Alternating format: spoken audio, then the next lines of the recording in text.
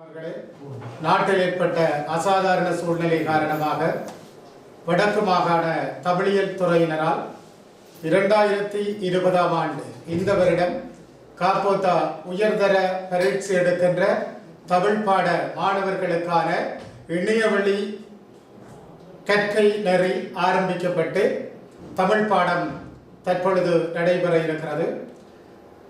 தமிழ் பாடத்தினை பகுதி 1 பாடத்தினை திரு சாரா கருணாகரன் ஆகிய நான் அச்சுவேலி புனிதரசாள் மகளிர் கல்லூரியினுடைய ஆசிரியர். பகுதி 1க்கான வினாப்பத்திரம், ஒரு வினாப்பத்திரத்துக்கு எவ்வாறு விடையளிப்பது, மாணவர்கள் இலகுவாக புள்ளிகளை எவ்வாறு பெற்றுக்கொள்வது என்பது குறித்த ஒரு விளக்க குறிப்பு அளிக்கை தற்பொழுது இடம்பெற இருக்கிறது. பகுதி 1ஐ பொறுத்தவரையில் 100 புள்ளிகளுக்கான வினாத்தாள் அதிலே இடம்பெறும். 100 புள்ளிகளிலே முதலாவது சங்கச்செய்யுள். சங்கச்செய்யுளை நாங்கள் பார்த்தோம் என்று சொல்லி சொன்னால் அது முதலாவதிலே ஆனா ஆவண்ணா என்கின்ற 2 பகுதிகளை கொண்டதாக அமையும். ஆனா பகுதியை நாங்கள் பார்த்தோம் என்று சொல்லி சொன்னால் ஆனா பகுதியிலே 12 புள்ளிகளுக்கு ஏற்ற வகையில் சங்க செய்யுள் தரப்பட்டிருக்கும். ஆவண்ணா பகுதியில் இன்னும் ஒரு செய்யுள் அங்கே உங்களுக்காக தரப்பட்டிருக்கும். அதிலும் 12 புள்ளி, மொத்தம் 24 புள்ளிகளை கொண்டதாக முதலாவது வினா அமைந்து கொள்ளும். இந்த 24 புள்ளிகளை பொறுத்தவரை ஆக குறைந்தது நாங்கள் 22, 23 புள்ளிகளையாவது அதிலே பெற்றுக்கொண்டால் தான் அதிசிறந்த ஒரு பெறுபேற்றினை அந்த பாடத்திலே பெற முடியும். சங்க செய்யுளை பொறுத்தவரை கட்டாயம் பொதுவாக முதலாவது பாடல் சங்க செய்யுளை அடிப்படையாக கொண்டதாக இருக்கும். எனவே அன்பு மாணவர்களே, சங்க செய்யுளை நீங்கள் நன்றாக மனனம் செய்து அந்த சங்க செய்யுளை நன்றாக விளங்கி அதிலே வரக்கூடிய வினாக்களுக்கு மிக சரியான விடை, பிசுறல் இல்லாமல் தெளிவான விடையினை நீங்கள் கொடுக்கின்ற போதுதான் அதிலே வருகின்ற 4 புள்ளிகளை நீங்கள் பெறக்கூடியதாக இருக்கும். 4 புள்ளி, அதே போன்று அடுத்த கேள்விக்கும் 4 புள்ளி, 3 வினாக்கள் தரப்படும் 12 புள்ளி. அதே போன்று அடுத்து வருகின்ற செய்யுளிலும் 12 புள்ளிகள் உங்களுக்காக தரப்பட்டிருக்கும். 3 வினாக்கள் 4 புள்ளிகளை அடிப்படையாக கொண்டதாக அது அமைந்திருக்கும்.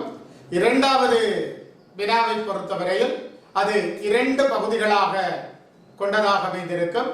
2 பகுதிகளில் ஒன்று ஆனா பகுதி, மற்றது ஆவண்ணா பகுதியாக காணப்படும். ஆனா பகுதி கவிதையாக அமைந்து கொள்ளும். அது 16 புள்ளிகளை உள்ளடக்கியதாக இருக்கும். அதே போன்று ஆவண்ணா பகுதியும் உரைநடை பகுதியை அடிப்படையாக கொண்டதாக இருக்கும். அதுவும் 16 புள்ளிகளை அடிப்படையாக கொண்ட வினாவாக அமையும்.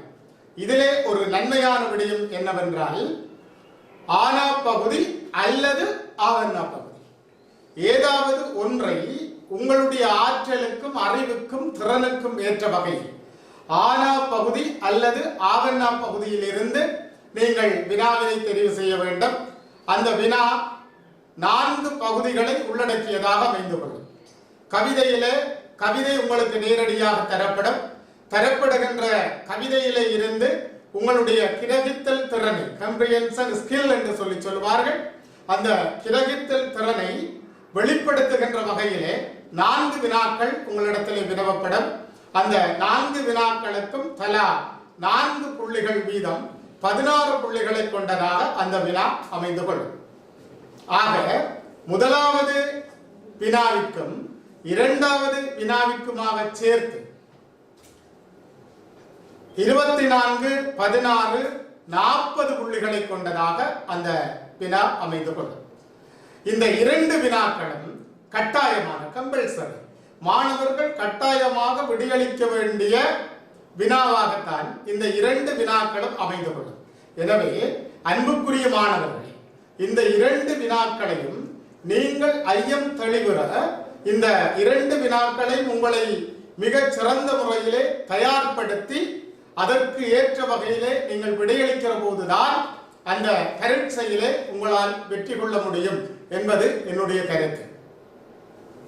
அதனைத் தொடர்ந்து பகுதி 1 பகுதி 2 இருந்து 3வது வினாவாக பொதுவாக திருக்குறளிலே இருந்து உங்களுக்கு 20 புள்ளிகளுக்கு வினவப்படும்.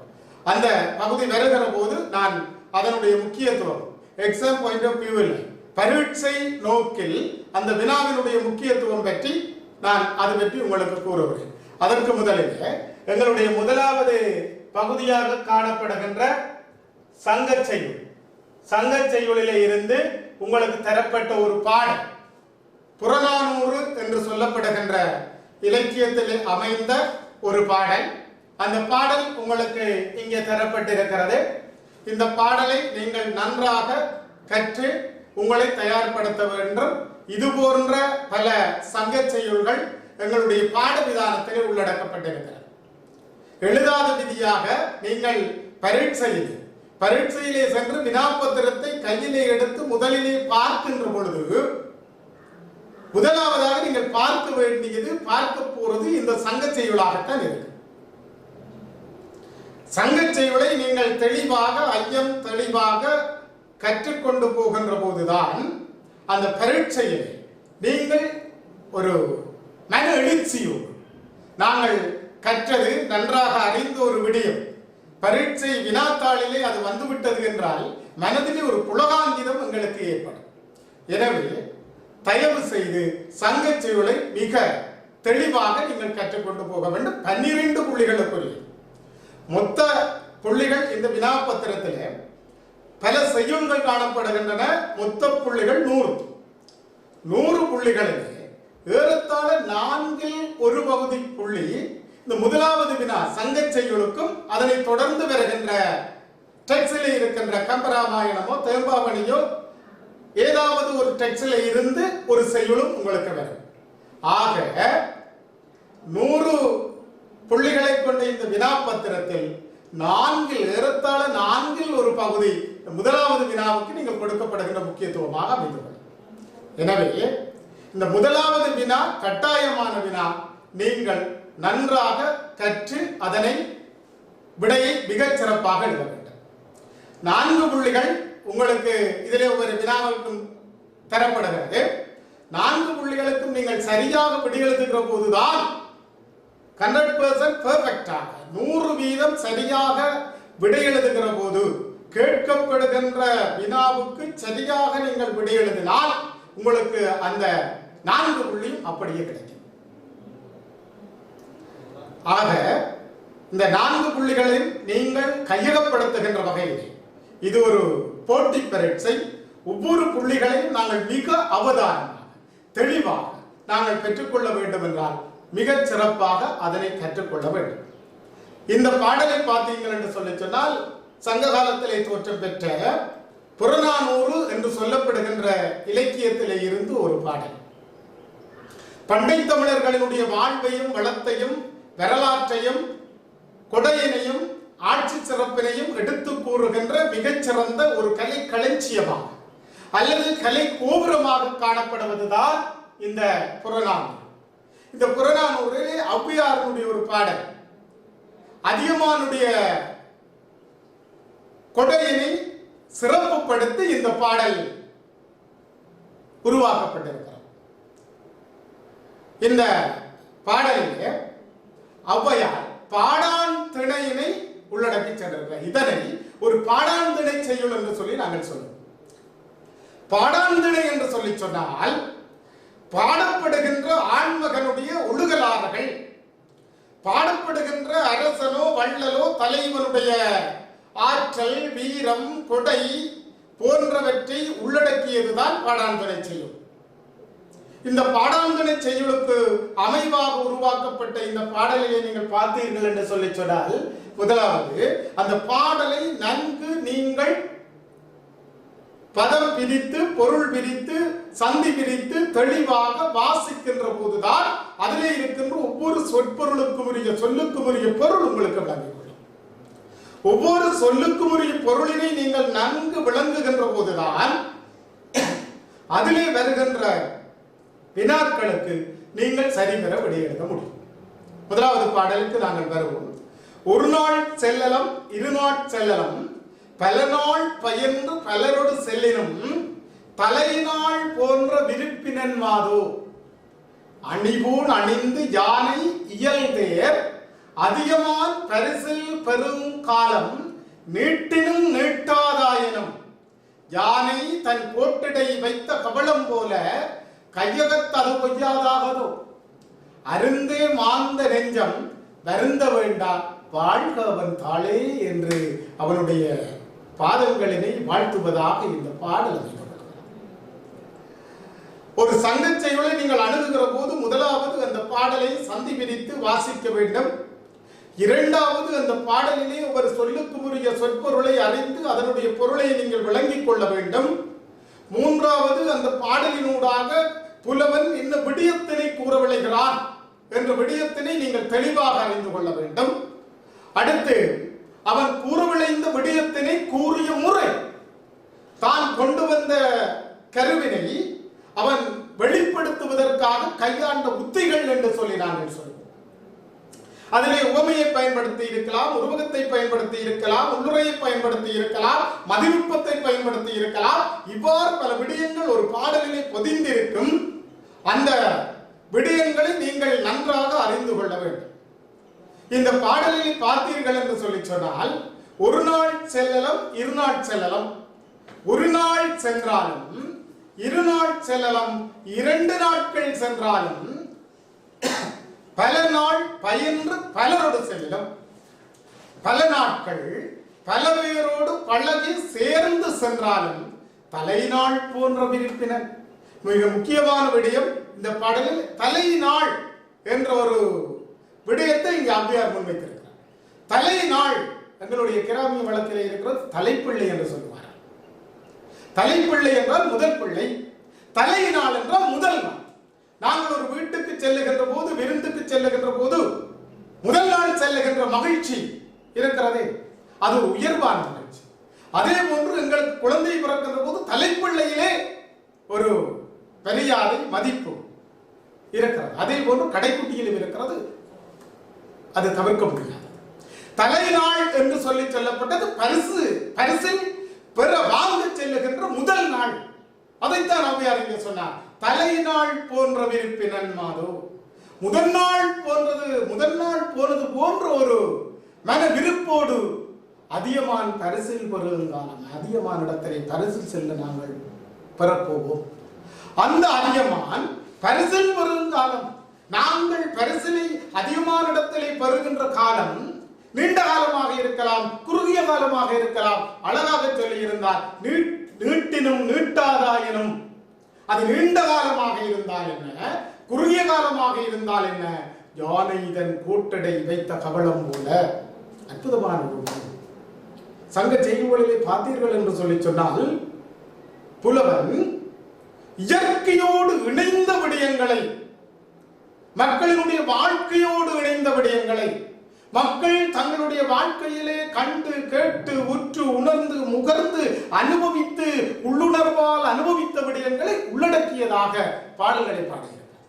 அதே போன்று புலவர் இங்கே அதிகமானுடைய கொடைக்கு கொடுக்கப்பட்ட உவமை, அதனால ஒரு வினா இருக்கிறது. பார்த்தீர்கள் என்று சொல்லி சொன்னால் தெரியும். இந்த பாடலிலே கொண்டு வரப்பட்ட உவமை அணியை விளக்குவது என்று சொல்லி இயற்கையோடு இணைந்ததாக அந்த உவமை எங்களுக்கு இங்கே தரப்பட்டிருக்கிறது. யானை தன் கோட்டிடை, கோடு என்பது யானையினுடைய முகத்திலே 2 தந்தங்கள் இருக்கிறது அல்லவா, அதனை யானையினுடைய கோடு, கொம்பு என்று சொல்லி சொல்லுவோம். அந்த கொம்படையை வைத்து கவளம், உணவு திரளை என்று சொல்லி சொல்லுவார்கள். உணவு திரளையினை போல கையகத்ததுவே பொய்யாகாதே. அவனுடைய அந்த கொடை, கோட்டிடை வைத்த கவளம் எவ்வாறு நழுவாது யானையினுடைய வாயிலே செல்லுமோ, அது எவ்வாறு தவறிவிடாமல் இருக்குமோ, அதனை போன்று அதிகமானுடைய கொடையும் தவறாது, பொய்க்காது. அவனுடைய கொடை நிச்சயத்தன்மையுடையது என்பதனை இந்த பாடலினூடாக தருகிறார். எனவே மனமே, நீ வருந்த வேண்டாம், இப்படிப்பட்ட அவனுடைய பாதங்கள் வாழ்வதாக என்ற வகையிலே இந்த பாடலினுடைய பொருள் அமைந்து கொள்ளுகிறது. இந்த பாடலிலே இருந்து எங்களுடைய வினாப்பத்திரம் காப்போத்த உயர்தர தமிழ் பாட வினாப்பத்திரத்திலே 3 வினாக்கள் உங்களுக்கு வினா. அது பொருள் கேட்கலாம், சிறப்பு கேட்கலாம், அதிலே இருந்து புலவன் கூற விளைந்த விடயத்தினை கேட்கலாம், அல்லது கூறிய முறையினை கேட்கலாம், அல்லது தான் கூற விளைந்த விடயத்தினை வெளிப்படுத்துவதற்காக கையாண்ட உத்திகளை கேட்கலாம். இதை உங்களுக்கு நீங்கள் இலகுவாக விளங்கிக் கொள்வதற்காக முதலாவது இந்த பாட்டினுடைய பிரதான விடயம் அதிகமான் நெடுமான் அஞ்சியினுடைய கொடை.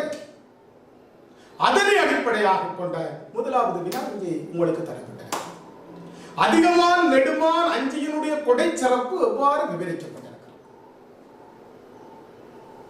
10 வருடங்களுக்கு மேலாக விடைத்தாள் மதிப்பீட்டிலே பெற்ற அனுபவம். இந்த வினாக்களுக்கு நீங்கள் விடையளிக்கின்ற போது அன்புக்குரிய மாணவர்களே, தேவையற்ற விடயங்களை நீங்கள் இதிலே எழுதக்கூடாது.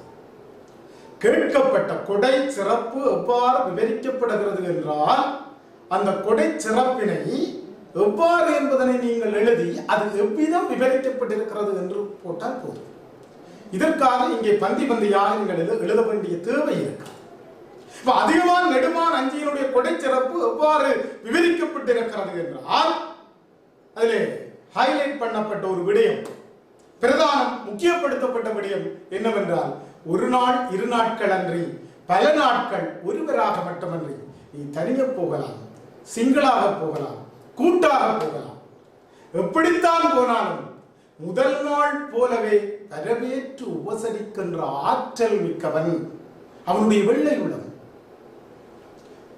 தன்னிடத்தில் வருகின்ற இரவலர்களுக்கு மனம் போனாது மனம் வந்து உள்ளன்போடு கொடுக்க வேண்டும் என்கின்ற அவனுடைய அடி நாதம் அடி மனதினுடைய உணர்வினை புலவர் இங்கே தந்திருக்கிறார். முதல் நாள் போலவே வரவேற்று உபசரித்து பரிசில் பெறும் காலம் நீடித்தாலும் நீடிக்காவிடனும் அவனது கொடை நிச்சயமானது. கொடையினுடைய நிச்சயத்தன்மை அது பொய்யாகி விடாது என்பதனை கவிஞர் இங்கே புலவர் உறுதிபட தெரிவித்திருக்கிறார். அவனுடைய கொடை சிறப்பினை அவர் மேலும் சொல்லுவதற்காக, அதனை விவரிப்பதற்காக இங்கே ஒரு விடயத்தை தந்திருக்கிறார். யானையின் கொம்படையை வைக்கப்பட்ட கவளம் யானையின் வாய்க்குள் செல்ல சிறிது நேரம் எடுத்தாலும் அக்கவளம் யானைக்கே உரித்துடையது. அதில் யாருமே அதில் திருட முடியாது. அது யானை இடத்திலே போய் சேரும். யானைக்கென்று உருவாக்கப்பட்ட அந்த கவளம் அதனுடைய கொம்படையை வைக்கப்பட்டு எவ்வாறு அதனுடைய வாய்க்குள்ளே நிச்சயமாக அது செல்லுகிறதோ அதே போல அதிகமானின் பரிசிலும் சிறிது பிந்தினால் அது கட்டாயமாக கிடைக்கும், நிச்சயமாக கிடைக்கும். அப்ப இதிலேயே 2 விடயம். ஒன்று அதிகமானுடைய கொடை சிறப்பு, 2வது அதனை விவரிக்கின்ற விதம். இந்த 2 விடயங்களையும் நீங்கள் இந்த வினாவுக்குரிய விடையிலே உள்ளடக்க வேண்டும். மிக அழகாக உங்களுக்கு தரப்பட்டிருக்கிறது. நீங்கள் இந்த விடையினை நன்கு படித்து அதற்கு ஏற்ற வகையிலே பரீட்சையிலே வினாத்தாளிலே எழுதி வெற்றி பெற வேண்டும் என்று கூறி அடுத்த வினாவுக்கு நாங்கள் செல்வோம். இந்த ஒரு நாள் செல்லலும் 2 நாள் செல்லலும் என்று சொல்லப்படுகின்ற புறநானூற்று செய்யுளில் 2வதாக உங்களுக்கு தரப்படுகின்ற வினா. இச்செய்யுளில் அமைந்துள்ள உவமை அணியினை எடுத்துக்காட்டு. பொதுவாக உங்களிடத்திலே ஒரு வினா வினவப்படுகிறது, சங்க செய்யுளிலே வினவப்படுகிறது என்று சொன்னால் ஒன்றில் அது அணி கேட்கப்படும், அல்லது சங்க இலக்கியங்களிலே அதனுடைய பண்பு இணையோடி இருக்கிற தன்மை கேட்கப்படும். அந்த விடயங்களை எல்லாம் உள்ளடக்கி நீங்கள் நன்றாக பார்க்க வேண்டும். சங்க காலத்திலே உவமை பயன்படுத்தி இருக்கிறான், உள்ளுரை உவமை பயன்படுத்தி இருக்கிறான், உருவகம் பயன்படுத்தி இருக்கிறான். இங்கே இந்த செய்யுளிலே பயன்படுத்தப்பட்டது உவமை. நாங்கள் நன்றாக அறிந்த விடயங்களை அடிப்படையாக கொண்ட உவமை. நீங்கள் உவமை என்கின்ற அந்த அணியை கூறுகிற போது பாடல் அடியினை, அந்த உவமை அணி தரப்பட்டிருக்கின்ற பாடல் அடியினை மேலே மேற்கோளிலே எழுதி அதனுடைய உவமானம் உவமேயம் பொதுத்தன்மைகளை எழுதுவீர்களாக இருந்தால் உங்களுக்கு பெரும்பாலும் முழு புள்ளிகள் வழங்கப்படுவதற்கான சாத்தியப்பாடுகள் இருக்கிறது. இதிலே யானை தன் கோட்டடை வைத்த கவளம் போல கையகத்ததுவே என்பது பாடலடி, உவமையினை உள்ளடக்கிய பாடலடி. இதிலே உவமானம் என்னவென்றால் யானையின் கொம்புடை வைக்கப்பட்ட கவளம். உவமானம் யானையின் கொம்பிடை வைக்கப்பட்ட கவளம். உவமயம் என்னவென்றால் அதிகமான் வழங்கும் பரிசு. அதை ரெண்டு விடயத்தில் நீங்கள் நன்றாக பிள்ளைகளை ஒன்று புரிந்து கொள்ள வேண்டும். யானையினுடைய கொம்பிடை வைக்கப்பட்ட கவளம் அது யானைக்கே உரித்தாட்டு. அதே போல அதிகமானுடைய கொடை நிச்சயமாக காலம் தாழ்த்தி செல்லலாம், காலம் தாழ்த்தாமல் செல்லலாம், தனியே செல்லலாம், பலரோடு பழகி பலரோடு சேர்ந்து செல்லலாம். ஆனால் அந்த கொடை நிச்சயமானது, கட்டாயம் கிடைக்கும். அதனால் இந்த அடியினுடைய இந்த அணியினுடைய பொதுத்தன்மை நிச்சயமான தன்மை, கொடை கிட்டும் தன்மை, கிடைக்கும் தன்மை இதனுடைய பொதுத்தன்மையாக அமைந்தது. நன்றாக விளங்கியிருப்பீர்கள் என்று நினைக்கிறேன் மாணவர்களே. தொடர்ந்து நாங்கள் மூன்றாவது வினாவிற்கு செல்வமாக இருந்தால் இந்த பாடலினுடைய திணை துறை பாடிய பெற முதலியவற்றை எழுதுக என்று சொல்லி நாங்கள் கேட்டிருக்கிறோம். இந்த பாடலுடைய திணையை பார்த்தீங்கள் என்று சொல்லி சொன்னால் நான் ஆரம்பத்திலேயே சொல்லியிருந்தேன். பாடான் திணை. பாடான் திணை என்பது பாடப்படுகின்ற ஆண்மகனுடைய ஒழுகலாறு.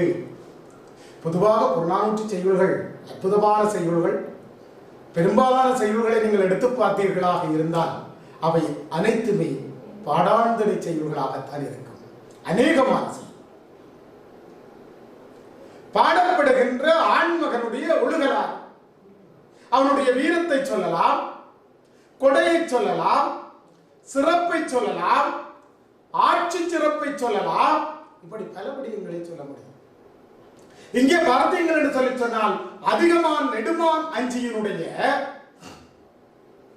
கொடை சிறப்பு இந்த பாடலில் பேசப்பட்டது. அடுத்து இதனுடைய துறை பரிசில் கடாநிலை. இந்த பாடலினை பாடியவர் ஔவையார். எனவே இந்த சங்கச் செய்யுள் 12 புள்ளிகளை அடிப்படையாக கொண்ட இந்த சங்கச் செய்யுளை நீங்கள் நன்கு கற்று அதிலே இருக்கக்கூடிய வினாக்களுக்கு நன்கு விடையெழுதி, அன்புக்குரிய மாணவர்களே, நீங்கள் ஏய்த்தர சித்தியினை பெற வேண்டுமாக இருந்தால் என்னுடைய அனுபவத்திலே நான் உங்களுக்கு சொல்ல வேண்டிய ஒரு விடயம், இந்த முதலாவது செய்யுளும் முதலாம் வினாவிலே இருக்கின்ற ஆனா ஆவண்ணா ஆகிய 2 செய்யுள்களுக்கும் நீங்கள் தெளிவான விடையினை எழுதி ஆக குறைந்தது 21, 22 புள்ளிகளையாவது நீங்கள் உங்களுடைய கையகப்படுத்த வேண்டும். 21, 22க்கு மேலே எடுக்கின்ற மாணவர்கள் தான் இந்த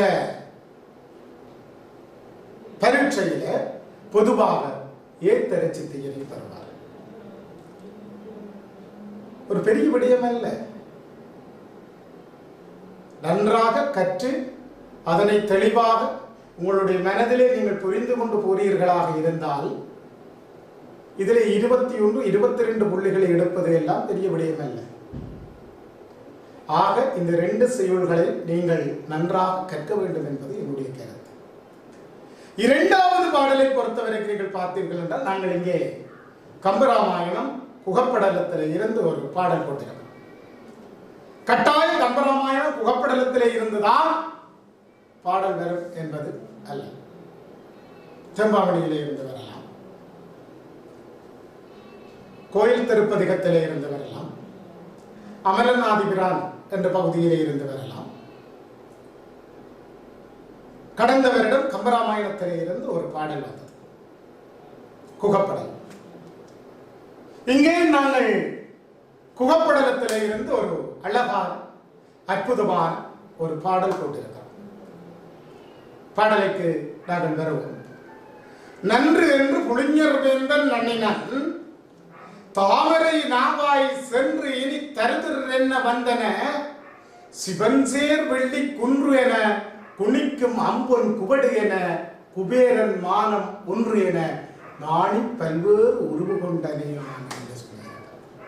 இங்கேதான் நீங்கள் கம்பனை காணுகிறேன், கம்பனுடைய உண்மையை காணுகிறேன். நன்று என்று புளிஞர் வேந்தன் நன்னினர். புளிஞர் என்று சொல்லி சொன்னால் வேடர்கள். வேடர்களுடைய தலைவன் குகன், அதான் புளிஞர் வேந்தன். பரதனுடைய வார்த்தைகளை கேட்டு நன்று என்று கூறிய புளிஞர் வேந்தன், வேடர்களுடைய தலைவனாகிய குகன் நன்னினன்.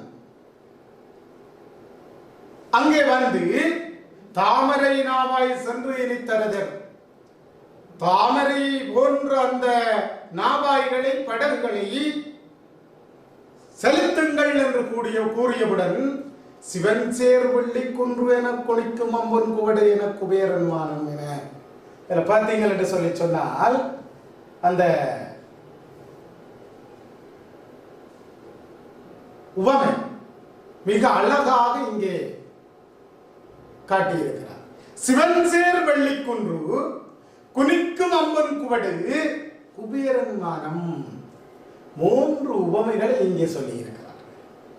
நாவாய்கள் 1 2 அல்லவே, பல நாவாய்களை அந்த வேடுவர்கள் செலுத்தி சென்று பரதனுடைய படைகளை அதில் ஏற்றி வந்தார். ஒவ்வொரு நாவாயும் தனித்தனியான பல்வேறு நாவாய்கள் பல்வேறு வடிவு கொண்டனவையாக காணப்பட்டன.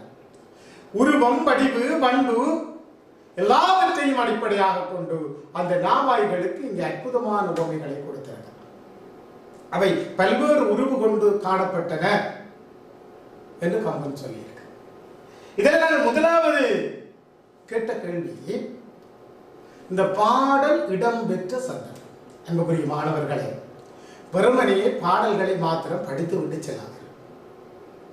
அந்த பாடலினுடைய சூழ்நிலை, எந்த சூழ்நிலையில் இந்த பாடல் பாடப்படுகிறது, அதனுடைய பேக்ரவுண்ட் சிச்சுவேஷன் என்று சொல்லி சொல்லுவோம். அதனுடைய பின்புலம், அந்த பாடலினுடைய பின்புலத்தை நீங்கள் நன்கு அறிந்து வைத்திருக்க வேண்டும்.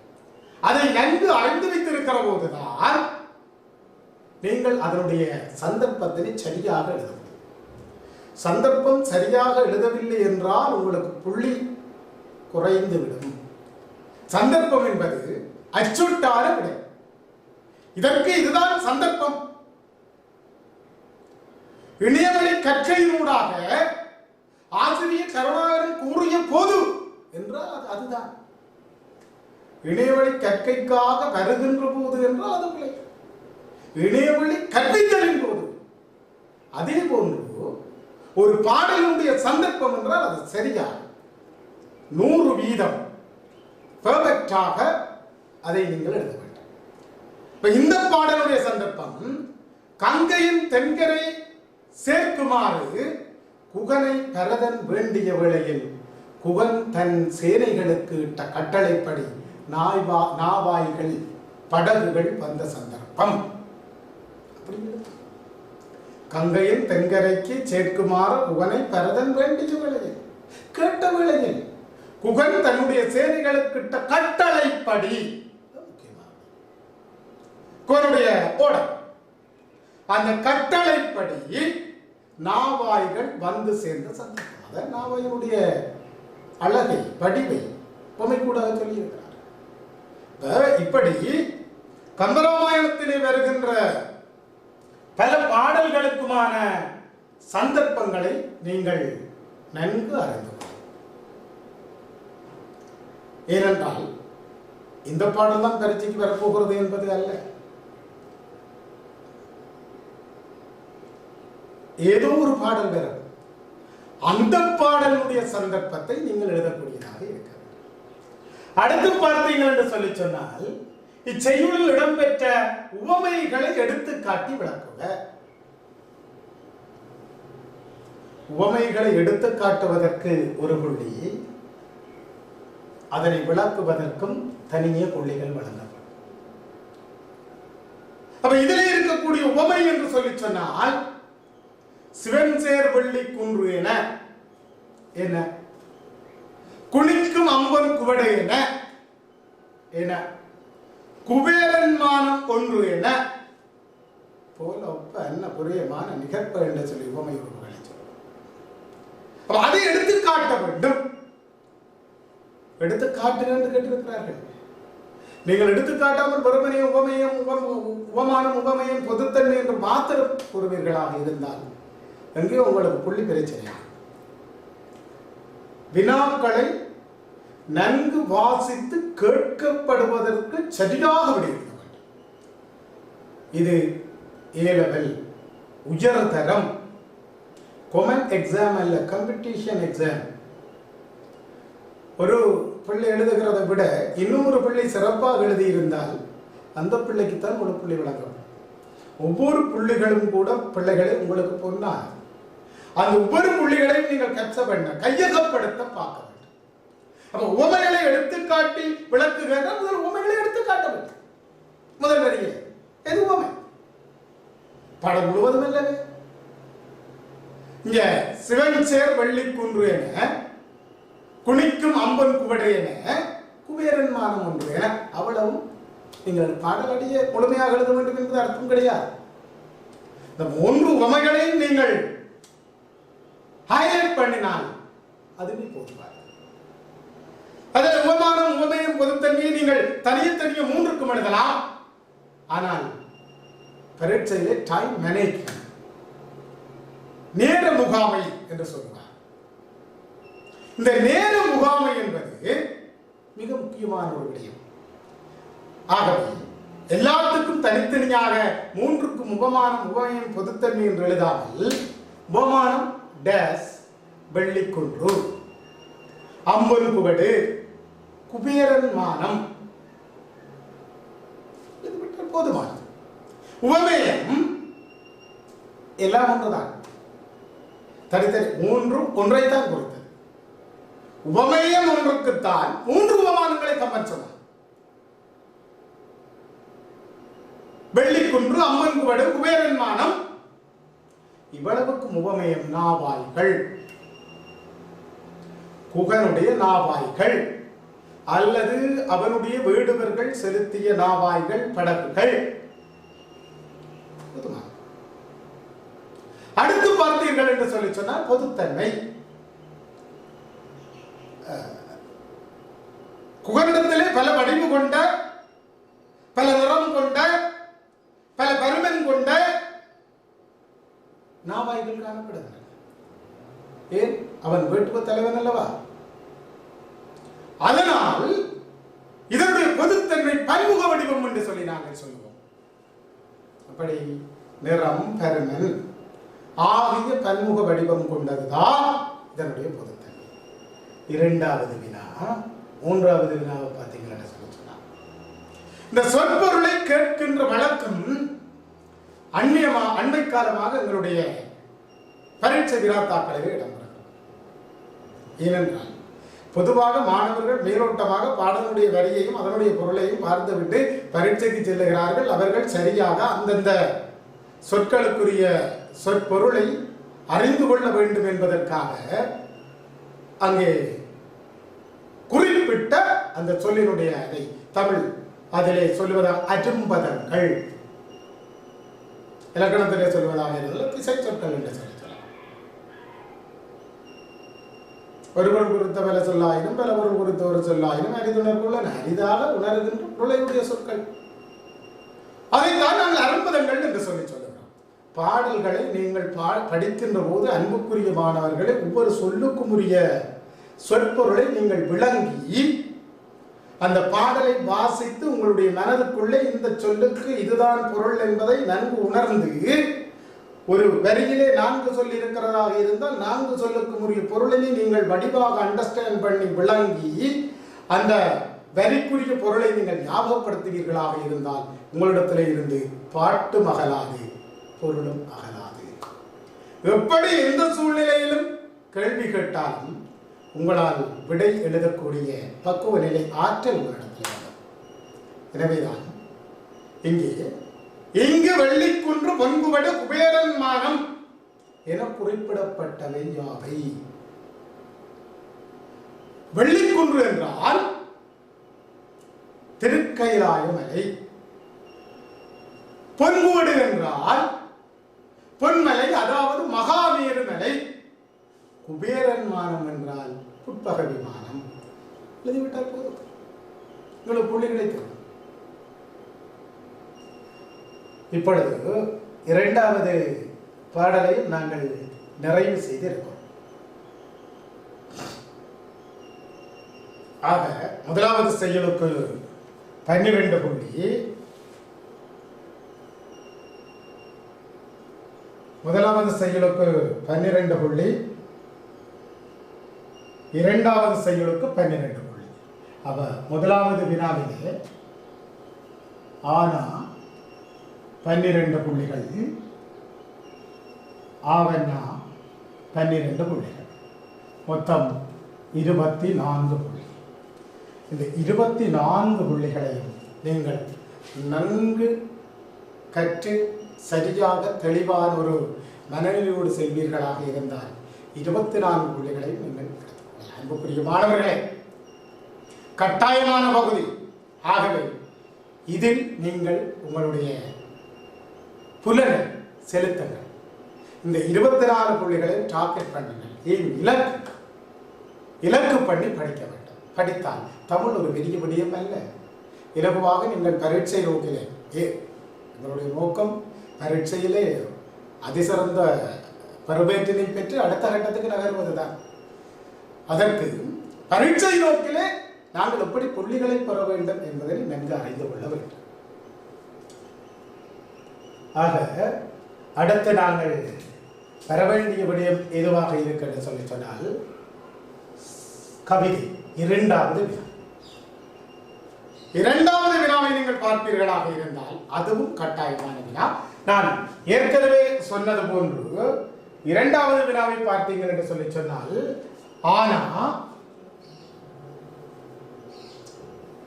ஆவண்ணா என்கின்ற 2 பகுதிகளை அது உள்ளடக்கியதாக. இதுல உங்களுக்குரிய ஒரு நன்மையான விடயம், சில பேருக்கு கவிதையிலே ஆற்றல் இருக்கும், சில பேருக்கு உரைநடையிலே ஆற்றல் இருக்கும். எனவே எங்களுடைய பரீட்சை வினாத்தாளை தயாரிக்கிறவர்கள் என்ன விடயத்தினை அங்கே செய்தார்கள் என்றால், 2 மாணவர்களுடைய ஆற்றல், அறிவு, இயல்பு இவற்றை கருத்தில் கொண்டு ஆனா கேள்வி அல்லது ஆவணம் இரண்டில் ஏதாவது ஒன்று செய்தால் வடிவாக உள்ளது. பல ஆன்சர் ஸ்கிரிப்ட் வினா விடை தாள்களை பார்க்கின்ற போது பரீட்சை மதிப்பீட்டின் போது சில மாணவர்கள் ஆறாக்கும்படி எழுதியிருப்பார்கள், ஆவணாக்கும்படி எழுதியிருப்பார்கள். அது உங்களுடைய நேர முகாமை, டைம் மேனேஜ்மெண்டிலே பாரிய தாக்கத்தை ஏற்படுத்தும். 3 மணித்தியால பேப்பரை 4 மணித்தியால கொடுத்தா எல்லாரும் செய்யலாம். 3 மணித்தியாலத்துக்குள்ளே அதை செய்து முடிப்பதுதான் பரீட்சை. எனவே தேவையற்ற விடயங்களை நீங்கள் தயவு செய்து அன்புக்குரிய மாணவர்களை அதில் தவிர்த்துக் கொள்ள வேண்டும். நன்றாக நீங்கள் விலகிக் கொள்ள வேண்டும். ஒன்று லானா அல்லது ஆனா. இதை பார்த்தீர்கள் என்று சொல்லி சொன்னால் 16 புள்ளி, ஆனாக்கு 16 புள்ளி அல்லது ஆவண்ணாக்கு 16. கவிதையிலே ஆற்றல் உள்ள மாணவர்கள் நீங்கள் கவிதையை நன்றாக படி எழுத முடியும். சில மாணவர்களுக்கு சிறுகதை, நாவல், உரைநடை, கட்டுரை இப்படியான விடயங்களில் ஆற்றல் உள்ளவர்கள் நீங்கள் அதிலே இரண்டாவதிலே ஆவண்ணா பகுதிக்கு இப்படி எழுத முடியும். இதிலே முக்கியமான விடயம் என்னவென்று சொல்லி சொன்னால், இந்த கவிதைக்கு அல்லது உரைநடை உங்களுடைய கிரகித்தல் ஆற்றல், கம்ப்ரிஹென்ஷன் ஸ்கில் என்று சொல்லி சொல்லுவார்கள். அந்த கிரகித்தல் ஆற்றலை பரீட்சிப்பதாக இதனுடைய 50% வினா இருக்கு. இரண்டாவது உங்களுடைய ரிட்டன் ஸ்கில், எழுத்தாற்றல், அதை பரீட்சிப்பதாக 50% அமைந்து கொள்ளும். அதே முதலாவது ஆனா பகுதியை பார்த்தீர்கள் என்றால் அதிலே 4 வினாக்கள் தரப்படும். இந்த 4 வினாக்களுக்கும் 4 புள்ளி, 4 தர 4 ஈக்குவல் டு 16. சமன் 16. 16 புள்ளிகள் இங்கே தரப்படும். இந்த ஆறா கேள்வியும் ஆவண்ணா கேள்விக்கும் மிக நுணுக்கமாக அது உதவி பரீட்சகராக இருக்கலாம், பிரதம பரீட்சகராக இருக்கலாம், மேலதிக பிரதம பரீட்சகராக இருக்கலாம். ஏன் உங்களுடைய ரீஷூட்டிங் நீங்கள் ரீகரெக்ஷன் கொடுக்கிற போது கூட இந்த பகுதிகளை தான் முதன்முறையாக எடுத்து பார்ப்பார்கள். ஏனென்றால் இதிலே இருந்து மார்க்ஸுகளை கூட்டவும் முடியாது, புள்ளிகளை குறைக்கவும் முடியாது. சரியாக புள்ளியிடல் ஒரு பரீட்சகரனுடைய ஒரு மாணவனுடைய ஆற்றலை தீர்மானிப்பது இந்த ஆனா கல்வியும் அவன் 40 புள்ளிகளை அவன் சரியா அதிலே 97 98 வீதமான புள்ளிகளை பெறுவானாக இருந்தால் அந்த பேப்பருக்கு கட்டாயம் மீதான் எந்த மாற்று கருத்து. ஒரு மதிப்பீட்டாளர் இந்த ஆனால் முதலாவது கேள்விக்கும் இரண்டாவது கேள்விக்கும் சரியாக மதிப்பீடு செய்தால் அந்த மதிப்பீட்டாளருடைய திறன் அங்கேதான் தங்கியிருக்கிறது. எனவே இந்த வினாவுக்கு நீங்கள் விடையளிக்கின்ற போது மிக அவதானமாக தெளிவாக கவிதை பகுதிக்கும் உரைநடை பகுதிக்கும் உங்களுக்கு உங்களுடைய ஆற்றல், அறிவு, இயலுமை எது உங்களுக்கு ஆகுகிறதோ அதிலே இருந்து நீங்கள் முதலாவது விடையளித்துக் கொள்ள முடியும். அதில் நாங்கள் முதலிலே பார்ப்பது கவிதை. ஒரு நீண்ட கவிதை. இந்த கவிதை பீசாதீர் என்று சொல்லப்படுகின்ற கவிதை. தெரியும், மகாகவி ருத்ரமூர்த்தி இந்த இடத்திலே அவரை பற்றி அதிகம் சொல்லவும் முடியாது, சொல்லாமல் இருக்கவும் முடியாது. யாழ்ப்பாணம் அளவட்டியை பிறப்பிடமாக கொண்டவர். அவர் ஒரு மாவட்ட காணி அதிகாரியார். இலங்கை நிர்வாக சேவையில் அதி உயர் பதவியினை வகித்தவர். ஈழத்து கவிதை மேலவில் தனக்கென தனியான ஒரு முத்திரை வகித்தவர். சொல்லியிருந்தார், இன்னவைதான் கவி எழுத ஏற்ற பொருள் என்று பிறர் சொன்னவற்றை நீர் திருப்பி சொல்லாது.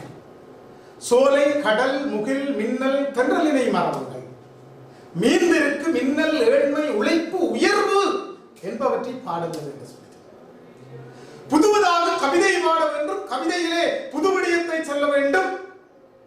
இவ்வளவு காலமும் காலம் காலமாக மரபுரிமையாக பேசப்பட்டு வந்த விடயங்களை விடுத்து சமுதாயத்துக்கு தற்காலத்துக்கு எது தேவையோ அதனை உங்களுடைய கவிதையிலே பாடுங்கள் என்று இருமாப்போடு கவிதை படைத்தவர் தான் உங்களுடைய மகாகவி ருத்ரமூர்த்தி. யாழ்ப்பாண பிரதேச உணர்வினை, வடக்கு பிரதேச உணர்வினை மிக அழகாக கவிதையிலே பதிய வைத்தவர் மகாகவி ருத்ரமூர்த்தி. இந்த இடத்திலே அவரை பற்றி இன்னும் ஒரு விடயம், குறும்பா என்கின்ற ஒரு வடிவத்தினை தமிழிலே கொண்டு வந்த பெருமை மகாகவி ருத்ரமூர்த்திக்கு தான். ஐயாண்டு கவிதைகள் சமூகத்தில் இருக்கின்ற பல விடயங்களையும் குத்தி காட்டி அவர் கவிதை பாடி எடுப்பார். உதாரணத்துக்காக ஒரு கவிதையை கூறிவிட்டு நான் செல்லுகிறேன். முத்தடிக்க மூழ்குகின்றான் சீலன், முன்னாலே வந்து நின்றான் காலன், வந்தவனின் கைத்தளத்தில் 10 முத்தை பொத்தி வைக்க போனான் முச்சூலன். அழகாக கவிதையிலே பேச்சோசை பண்பை புகுத்தி அந்த பேச்சோசை பண்பினூடாக சாதாரண சொற்களுக்கும் அசாதாரண ஆற்றல் கொடுத்த பெருமை யாரை சாரும் என்று சொல்லி சொன்னார் மகாகவி ருத்ரமூர்த்தி. அவருடைய மனிதாய பண்பு, மனிதநேய பண்பு, பிற மனிதர்களை மதிக்கின்ற ஆற்றல், அந்த மனோபா, அவருடைய உள்ள கிடக்கை இந்த கவிதையிலே கொட்டி இருப்பதை நாங்கள் காணக்கூடியதாக இருக்கிறோம்.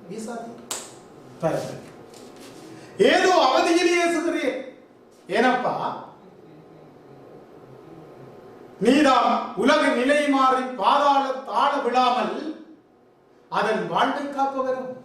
இந்த மகாகவி ருத்ரமூர்த்தி என்றாலும் சரி, அவருடைய சமகாலத்திலே கிழக்கிலங்கையிலே கவிதை படைத்த எங்களுடைய நீலாவணன் என்றாலும் சரி, கவிதையிலே பேச்சூசை பண்போடு ஒரு நையாண்டி நகைச்சுவை கிண்டல் தன்மையை அழகாக வாசகர்களுடைய ரசனைக்கேற்ற வகையிலே கொடுப்பதில் அவர்கள் மகா சமர்த்தர்கள்.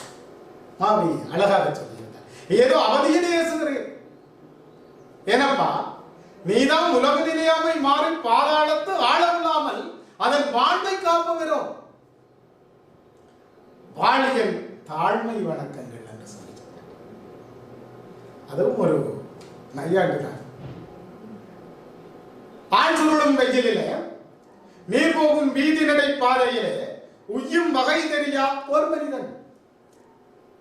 அழகாக பேசுகிறார். ஆள் சுருளும் வெயிலிலே நம்ம அப்பர் இருக்காலங்களை காணாமல் சப்பாத்தி மூலம் சரியா விளையாது. ஆள் சுருளும் ஆள் எங்களுடைய யாழ்ப்பாண பேச்சு வழக்கில் ஒரு ஆட்கள் வந்துட்டார்களா? அந்த பேச்சு வழக்கை, அந்த பேச்சோசையை ஒரு சாதாரண சொல்லி இந்த கவிதையிலே கொண்டு வந்து அசாதாரண ஆற்றலை கொடுத்திருக்கிறார். கவிதையினை நீங்கள் நவீன கவிதையினை, பொது கவிதையினை நன்கு விளங்கி பலமுறை மீண்டும் மீண்டும் நீங்கள் அதனை படிக்கின்ற போது அதிலே இருக்கக்கூடிய உள்ளார்ந்தமான அர்த்தம் உங்களுக்கு அர்த்தப்படும். நீங்களே கவிஞனாக மாறுவீர்கள். கவிஞனுடைய உள்ளுணர்வு உங்களுக்குள்ளே, உங்களுடைய உள்ளங்களுக்குள்ளே வந்து ஆள் சுருளும் வெயிலிலே நீர் போகும் வீதி நடை பாதையிலே உய்யும் வகை தெரியா ஒரு மனிதன். உயர்கின்ற வகை தெரியாத அதுவும் ஒரு நக்கல்ல. பிச்சைக்காரன் அவனுக்கு உயிருக்கு வழி தெரிஞ்ச உய்யும் வகை தெரியா ஒரு மனிதன். கையில்லான், அதுக்கு பிறகுதான் சொன்னார் கையில்லான் தூங்குகிறான் போல கிடக்கின்றான். துன்புறுத்தி வீங்கும் பசியால் விழுந்தானோ ஆங்கையில் கொத்தவரும் காக்கை பார், காக்கையை பார். ஆங்கையில் அங்கே அவனுக்கு அருகே கொத்தவரும் காலத்தை காக்கையை பாரும். குறைவீரோ செத்த உடலோ ஆவி அகத்ததோ புறத்ததோ நான் குறைவீரோ செத்த உடலோ தெரியவில்லை. சற்றெனும் நில்லாது நெஞ்சில் நெகிழ்வேதும் காணாது சில்லறையில் ஒன்றை செருக்கோடு செல்லுங்கள். காசுள்ளவன் செருக்கோடு இருக்கிறான். வீதியிலே பிச்சைக்காரன் வெயிலிலே ஆவி அகத்ததோ புறத்ததோ செத்த உடலோ குறைகிறோன்னு தெரியாமல் அவன் வீதியிலே படுத்திருக்கான். காசு உள்ளவன் செருக்கோடு இருக்கின்றான். அழகாக வச்சிருக்க சற்றெனும் இல்லாது நெஞ்சில் நெகிழ்வேதும் காணாது, நெஞ்சில நெகிழ்வேதும் கூட இல்லாது சில்லறை ஒன்றை செருக்கோடு செல்லுங்கள். வீசி விடுதல் விரும்பினீர் வேண்டாம். அப்படி வீசாது, அதான் வீசாதி. படைப்பாக்கம் என்று மொத்த பெருமதியை ரத்தின சுருக்கமாக காட்டுவது அதனுடைய தலைப்பு என்று சொல்கிறார். ஒரு சிறுகதையாக இருக்கலாம், கவிதையாக இருக்கலாம், நாவலாக இருக்கலாம். அதனுடைய மொத்த பெருமதியை ரத்தின சுருக்கமாக காட்டுவது இதனுடைய தலைப்பு முக்கியத்துவம் பெற்றது. அப்படி கூட உங்களிடத்தில் ஒரு கேள்வி கேட்க முடியும். வீசான் என்ற கவிதையின் தலைப்பு பெறுகின்ற முக்கியத்துவத்தினை விளக்குக கேள்வி. வீசி விடுதல் விரும்பினீர் போலும் வேண்டாம். ஓய் கூசும் அவமதிக்கும் கொள்கையால் ஆசை மிக ஆதலினால் காசு கணீர் என்றிட அதிரவரும் காதுடையான் அதிரும் காதுடையான். சிலர் இதனை வீசி எறிந்தால் அவன் காசு அவன் பிச்சை எடுப்பதற்காக வீதியிலே படுத்திருக்கிறான். வீசி எறிகின்ற போது அந்த சில்லறை நிலத்திலே விழுந்து ஒலிக்கிடப்போம். அதே சிந்தனையாக இருப்பவனுடைய காதிலே அந்த சில்லறையினுடைய ஓசை கேட்டால் அவன் உடனடியாக தூக்கத்திலே இருந்து பாதியிலே அவனுடைய தூக்கம் கட்டான். அந்த இலக்க உள்ளம் வெள்ளை உள்ளம் அழகாக சொன்னார். ஆதலினால் காசு கணீர் என்றிட அதிலும் காதுடையான் அன்னோன் கடுந்தூக்கம் பாதியிலே கெட்டுவிடக்கூடும். அவனுடைய கடுந்தூக்கம் பாதியிலே கெட்டுவிடக்கூடும். அசந்து தூங்குகிறான் பாவம். கெடுக்காதே பாவம். இம்மட்டும் புவியை மறந்திருந்தான் கிட்டப்போய் மெல்ல புரிந்து விடுங்க. இந்த சுற்றுலகை மறந்து அவன் நித்திரை செய்கிறான். எனவே கிட்ட போய் மெதுவாக காசை இடுக, குனிந்து இடுக. இல்லையனை உம்பாட்டில் சேர்க்க.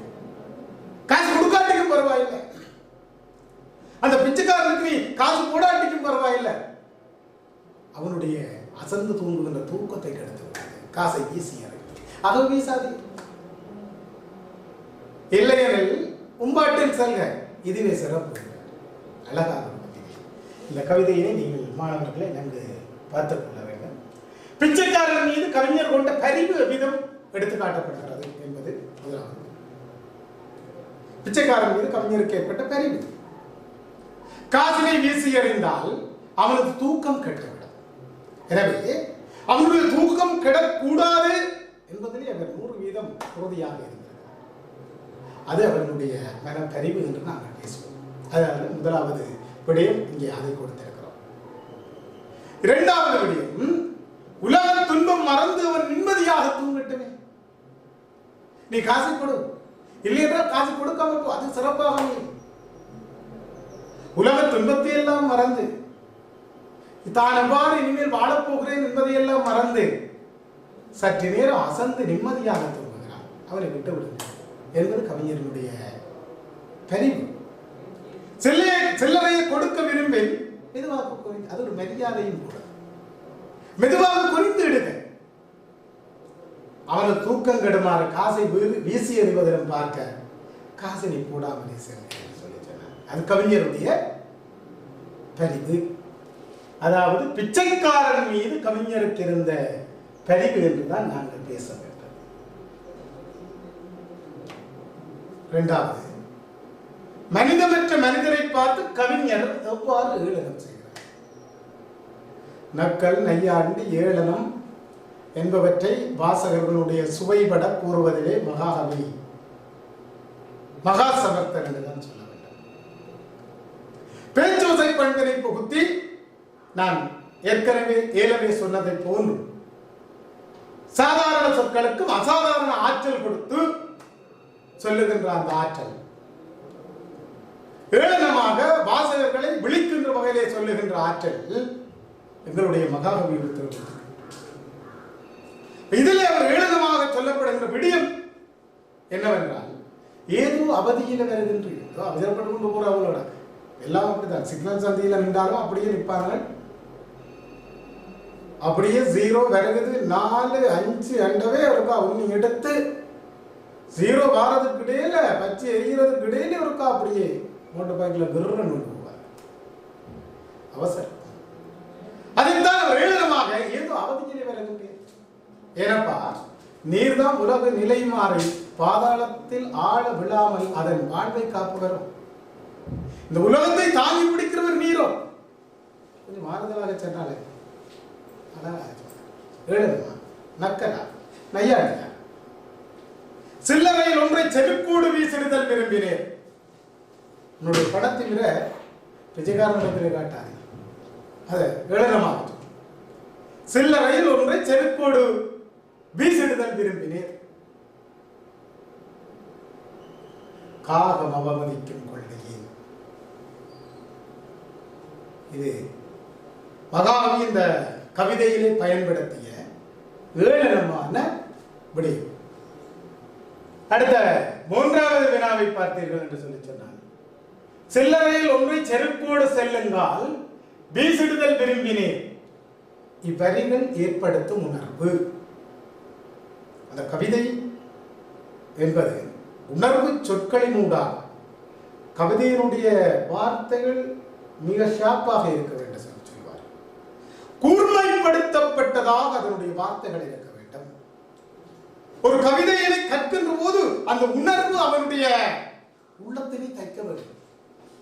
அதுதான் கவிஞன். அவன்தான் நல்ல வாசகன். இதிலே உணர்வு இல்லை.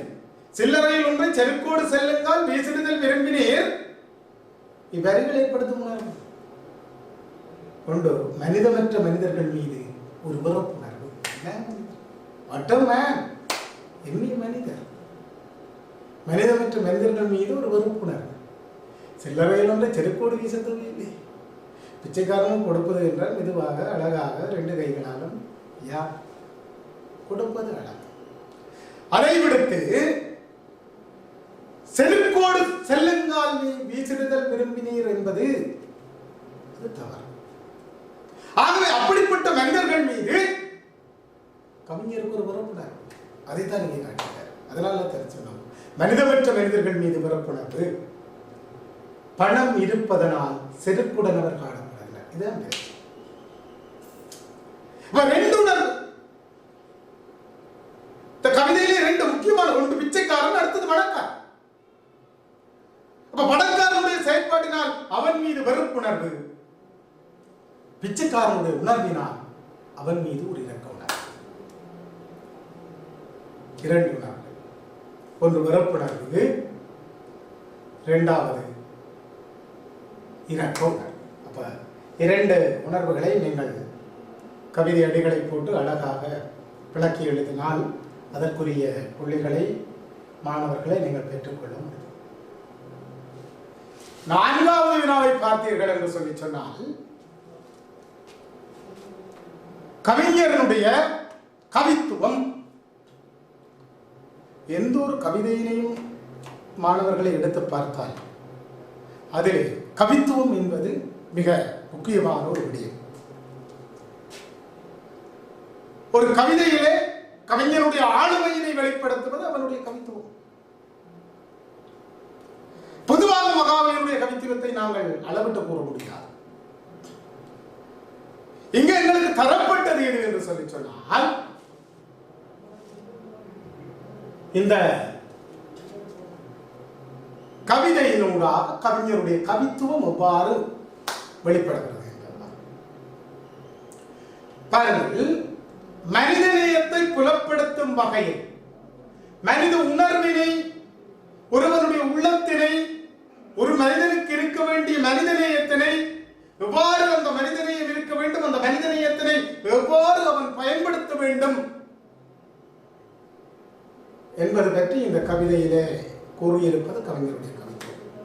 பல மனிதர்கள் மனிதம் செத்துவிட்ட நிலையில் இப்பொழுது நம்முடைய நடமாடுகிறார்கள். மனிதம் செத்துவிட்ட மனிதர்களிடத்திலே மனிதநேயத்தை புகுத்த வேண்டும் என்கின்ற ஒரு உணர்வு அந்த காலத்தில் மகாகவிக்கு இருந்தது. அதனால் தான் மனிதநேயத்தினை புலப்படுத்துகின்ற வகையிலே இந்த கவிதையை எழுதியிருந்தார். அது அவருடைய ஒரு கவித்துவம் என்று நான் பேசுவோம். அடுத்தது நான் ஏற்கனவே சொன்னது போன்று சாதாரண எளிமையான சொற்களுக்கும் அசாதாரண ஆற்றல் கொடுக்கின்ற கவித்துவம். எளிமையான சொற்கள் சொற்றொடர்களுக்கு அசாதாரண ஆற்றல் கொடுத்து செல்லும் தன்மை, அது ஒரு கவித்துவம், மறக்க முடியாது. அடுத்தது பேச்சோசை மிக்க சொற்களை பயன்படுத்துதல். பேச்சோசை, சாதாரண பேச்சோசையை அடிப்படையாக கொண்ட கவிதையிலே முதல் பேச்சோசையை கொண்டு வந்தவர்கள் மகாகவி, நீலாவணன், முருகையன் போன்றவர்கள். அதில் முதன்மையானவர் மகாகவி உத்தரமூர்த்தி, அவருடைய பேச்சோசை. அடுத்தது ஓசை ஒழுங்கு. எந்த ஒரு கவிதைக்கும் ஓசை இருக்கிற போது அந்த கவிதை சிறப்பு பெறும். இங்கேயும் ஒரு ஓசை ஒழுங்கில் இந்த கவிதையை அமைத்திருக்கிறார். இரண்டாவது, அடுத்த விடயம், கேள்வி கணைகளை தொடுத்து உரையாடல் பாங்கில் அமைத்திருப்பது. பாரதியினுடைய பாஷையிலே சொல்லுவதாக இருந்தால், ஓரில் உட்பழக்க முடியவனுக்கும் விளங்கிக் கொள்ளுகின்ற ஆற்றல் கவிதைக்கு இருக்க வேண்டும். ஆசாரம் அகராதியும் இல்லாது உட்புக முடியாத இரும்பு கோட்டைகளாக இருந்தால் அந்த கவிதையால் பிரயோசனம் இல்லை. அதாவது நான் பாரதி, எளிய பதம் எளிய நடை எளிதில் அறிந்து கொள்ளும் சந்தம் பொதுஜனங்கள் விரும்பும் வேட்டை. கேள்வி கணைகளை தொடுத்து உரையாடல் பாங்கில் கவிதையை அமைத்து ரெண்டு பேர் நேருக்கு நேராக என்று உரையாடுவது போன்ற ஒரு உணர்வினை ஏற்படுத்துகின்ற வகையிலே இந்த கவிதையினை அமைத்திருப்பது அவருடைய கவித்துவ ஆற்றல். அடுத்தது, நேரே கண்ணுக்கு முன்னே காண்பது போன்ற காட்சி படிமங்களை ஒழுங்குபடுத்தி செல்வது, அது அவருடைய கவித்துவம். அடுத்தது பார்த்தீர்கள் என்று சொல்லி சொன்னால், இதுக்கு முதல் வினாவிலே வினவியது போன்று பல்வேறு உணர்வுகளை எழுப்பும் வகையில், அதாவது உணர்வு சொற்களை அடிப்படையாக கொண்ட வகையில் கவிதையை அமைத்திருந்தார். அது அவருடைய கவித்துவம். அடுத்து, சாதாரண பேச்சு வழக்கு சொற்களை உள்ளடக்கி செல்வது கவிஞருடைய கவித்துவம். இவ்வாறு இந்த கவித்துவங்களை நீங்கள் எழுதுகின்ற போது கவிதை உங்களுக்கு வினாத்தாளிலே தரப்படும். அந்தந்த விடயங்களை நீங்கள் மேற்கோள் காட்டி எழுதுவீர்களாக இருந்தால் உங்களுடைய அன்புக்குரிய மாணவர்களை உங்களுடைய விடை பெறுவதற்காக அமைந்தது. இப்போ இரண்டாவது கேள்வியிலே ஆனா அல்லது ஆவன்னா, இங்கே ஆவண்ணா பகுதி தரப்படுகிறது. அதையும் நான் மேலோட்டமாக நீங்கள் எப்படி அந்த கிரகித்தல் விடையை நீங்கள் அணுக வேண்டும் என்பது பற்றி நான் உங்களுக்கு மிக சுருக்கமாக கூறுகிறேன். இதில் ஆனா ஆவண்ணா 2 விடயங்களுக்கும் கூறுகின்றபடியால் நீங்கள் 2ஐயும் செய்துவிட வேண்டும் என்று யோசிக்க முடியும். அது பேப்பரில் உங்களுக்கு உங்களுடைய விடை வினாத்தாளை வினா பத்திரத்தில் வேலையிலே ஆனா அல்லது ஆவண்ணா என்று உங்களை கொமாண்ட் பண்ணப்பட்டார். அதை நீங்கள் பார்க்கலாம். இங்கே ஒரு சிறுகதையில இருந்து ஒரு பகுதி உங்களுக்கு எடுத்து போடப்பட்டு அதில் இருந்து 4 வினாக்கள் இங்கே வினவப்பட்டிருக்கிறது.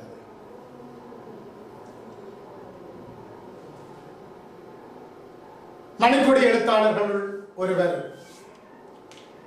பிச்சுமுத்தி, அவரை அதிகம் இலக்கிய உலகம் கவிதைகளுக்குள்ளாலே அறிமுகமானாலும் கூட அவர் பல சிறுகதை, கட்டுரை, நாடகம் போன்றவற்றை எழுதியிருக்கிறார். அது பிச்சுமுத்தியினுடைய சிறுகதைகள் ஒன்றுதான் நெருக்கடி. வாழ்க்கை ஒரு நெருக்கடி தான். இன்னும் சொல்ல போனால் உங்களுக்கு பரீட்சை ஒரு நெருக்கடி தான். கொரோனா ஒரு நெருக்கடி. அதனால்தான் இன்றைக்கு போப்பறையில் கற்பிக்க வேண்டிய நாங்கள் இந்த வீடியோ கமராக்களுக்கு முன்னாலே பேசுகின்ற நிலை வந்துவிட்டோம். மாணவர்களுக்கு முன்னாலே பேசி பேசி பழக்கப்பட்ட நாங்கள் எல்லோரும் தற்பொழுது வீடியோ கேமராக்களுக்கு முன்னாலே பேச வேண்டிய துர்ப்பாக்கிய நிலையை எங்களுக்கு கொரோனா கொண்டு வந்து விட்டிருக்கிறது. இதுவும் ஒரு நெருக்கடி தான். அது இருக்க இங்கே நாங்கள் இந்த உரைப்பகுதிக்கு வருவோம். பாருங்கள், அவனை இயக்கும் ஆதார சுருதி நாகாத்தை சற்று நேரத்திற்கு முன்னர் தான் சங்கீதத்தை அவன் செவிகளில் பெய்துவிட்டு கெண்டைக்கால் வயற்சுழியில் புதைய லாபக நடை போட்டு சென்றாள். சுழியில் புதைந்த அவளுடைய ஒவ்வொரு அடியும் சரவணமுத்துவின் விம்மி பருத்த மார்பை தாண்டி கொண்டு அவன் இதயத்தின் மீது மலர்த்தடத்தை பதித்து விட்டிருந்தது. கழுக்கென்ற இன்ப சுருதியோடு அவள் அடிவேர்த்து வைத்த உய்யாரம் சிற்சில சமயங்களில் சுழியில் ஆழ புதையுண்டதன் கால்களை அவள் மீட்பதற்கு செய்த பிரயத்தனம், அதிலிருந்து பிறந்த பரதம் கையென்ற வாளை குறித்து உய்யார லயத்தோடு வீசி துவண்ட கோலம், அதில் குதிவோட்ட கண்ணாடி வளையல்களின் கலீர் கலீர் என்ற சங்கீத பனையோலை பெட்டியை தலையில் இருந்த அந்த தலையின் கலை கோலம், எதேச்சையாக நெற்றியில் விழுந்து கிடந்த கூந்தல் இலைகள் அள்ளி முடிந்திருந்த கொண்டைக்கு திருட்டி பட்டு விடாமல் கவசம் போல் காத்து நின்ற முப்பாடு, தளிர் மேனியை இறுக்கி பற்றியிருந்த சட்டை, ஆழ்வாதி அடைவாதி, தளிர் மேனியை இறுக்கி பற்றியிருந்த சட்டை, பாதி வயிறு வெளியிலே தெரிய முந்தானை இடுப்பில் அள்ளி செருகியிருந்த கம்பீரம், எல்லாம் சேர்ந்து சரவணமுத்துவை பாடு என்கிறார் என்று கணித்தது. இவற்றை பார்த்தால் பாட்டு முடுக்காமலாவிடும். சும்மா இருந்தவனே முறுக்கா தூக்கி போட்டுத்தான். அதுதான் சரவணமுத்துவை பாடு என்று படித்தன என்று ஆசிரியர் இதற்கு கூறியிருந்தார். இது உடனடி பகுதி. இதிலே 4 வினாக்கள் உங்களுக்கு வினவப்படுகிறது. மிகச் சுருக்கமாக நாங்கள் பார்த்து கொள்ள செல்ல முடியும். ஏனென்றால் இன்னும் 2 கேள்வி முடியவில்லை, இன்னும் பல கேள்விகள் இருக்கிறார். முதலாவது வினா, நாகாத்தை மீது சரவணமுத்து கொண்ட காதல் எவ்வாறு புலப்படுத்தப்பட்டது? காதல் பாருங்க, சரவணமுத்துவை இயக்கும் ஆதார சுருதி நாகாத்தை அவள் நடந்து செல்வதை அவன் ரசித்தல். அவள் நடந்து செல்லுகின்ற நடையினை நீ நடந்தால் நடையட. இப்ப நடந்து செல்லுகின்ற நடையினை அவன் ரசிக்கிறான்.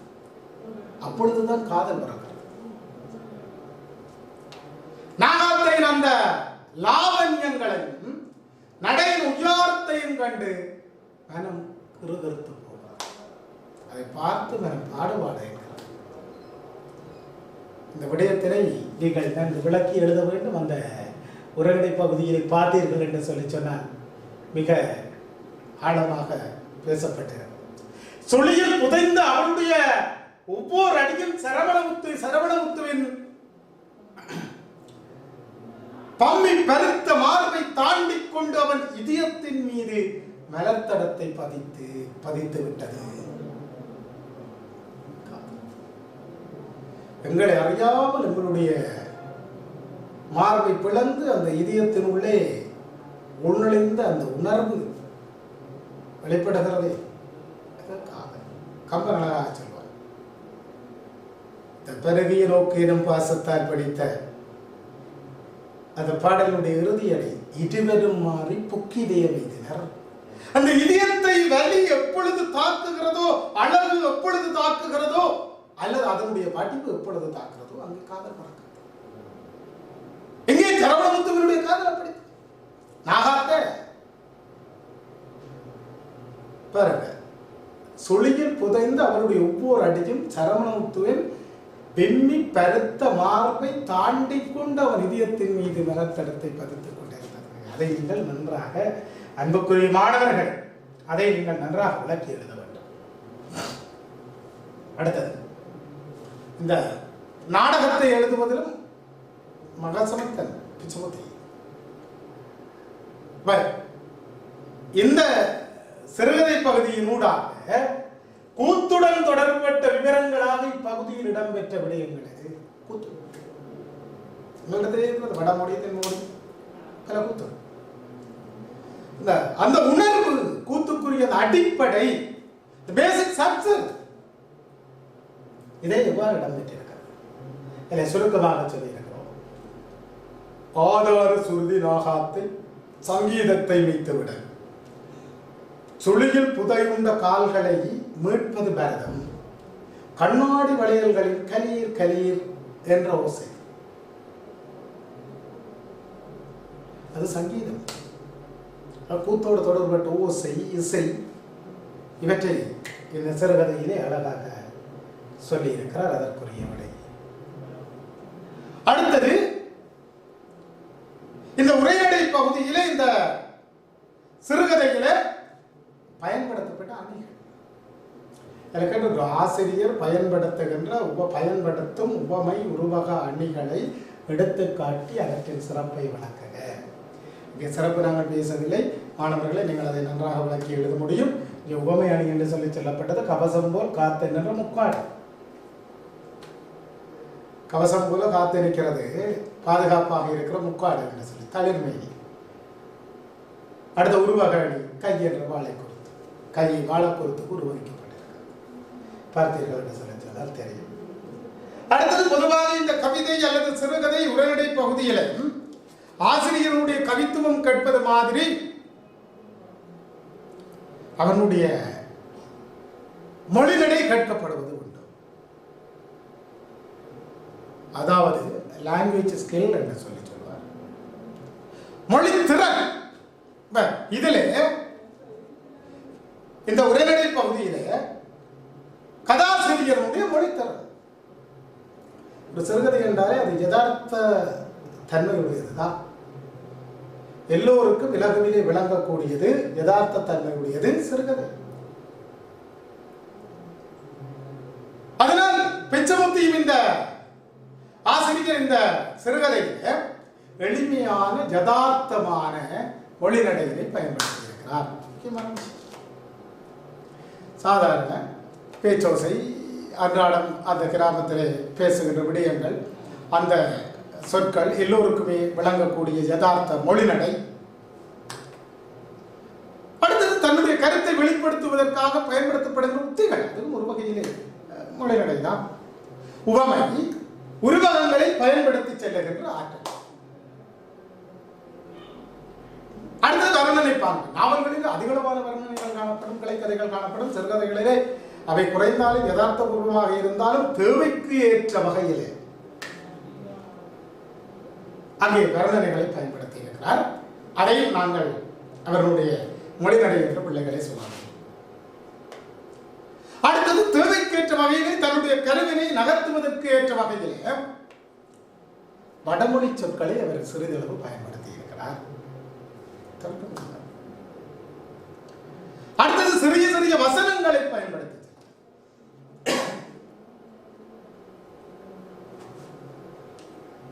சிறிய சிறிய வசனங்கள் அதீத உணர்ச்சிக்கு ஆட்படாத பாத்திரம்.